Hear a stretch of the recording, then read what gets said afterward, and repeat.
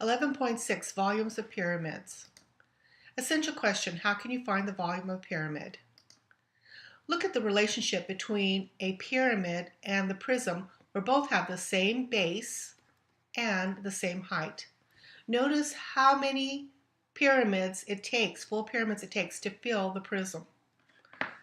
This should suggest to you that the volume of a pyramid will be 1/3 the volume of a prism with the same base and height. Cavalier's principle also holds here. As long as the cross sections are the same and the heights are the same, then this volume will have the same as one that's standing straight up. Let's take a look at an example. Here you see I write out the formula. My base is a right triangle, and I write right here, find the area of that base, times by the height, don't forget the third, and there's your answer. Your turn. Stop the screencast and see what you can do. And here is the answer. Number 2 takes a little bit more work because the area is a hexagon. And again, I found the central angle, and once I found the central angle, I was able to find the angle inside the right triangle. This ends up being a 30, 60, 90 triangle, so I know this is the short leg, and then the long leg will be 6√3. Where did I get the number 6? Well, the whole side was 12. That's going to help me find my perimeter, and 12 times 6 will be 72. So this is the area of my base right here. I go to my formula, and I put the area of my base here, which I got over here, and my height 20, multiply everything out, and I get my volume. At this point, let's take a moment to look at surface area. Surface area is, again, creating a net, and in this net we're going to have 4 triangles and a square. Now the base is easy, 10 by 10, but let's take a look at what the information gives us. If the whole side is 10, then from the center to the side it'll be 5. It'll be halfway across. I already have a 12 being the height of the solid, so I now have a right triangle here, and this is a triple, 5, 12, 13.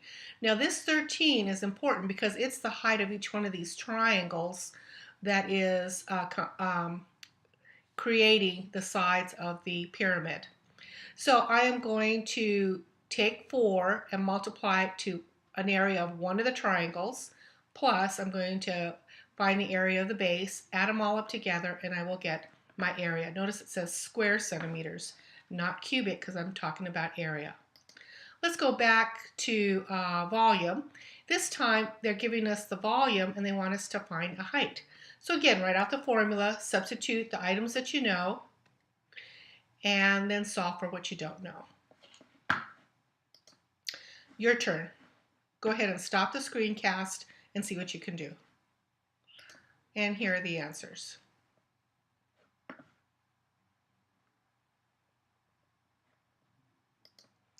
All right, let's take a look at similarity with volumes, very similar that we took a look at similarity with prisms.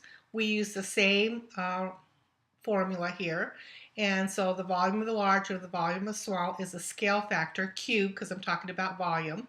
I went ahead and reduced this before I cubed it, and then I went and solved for the unknown.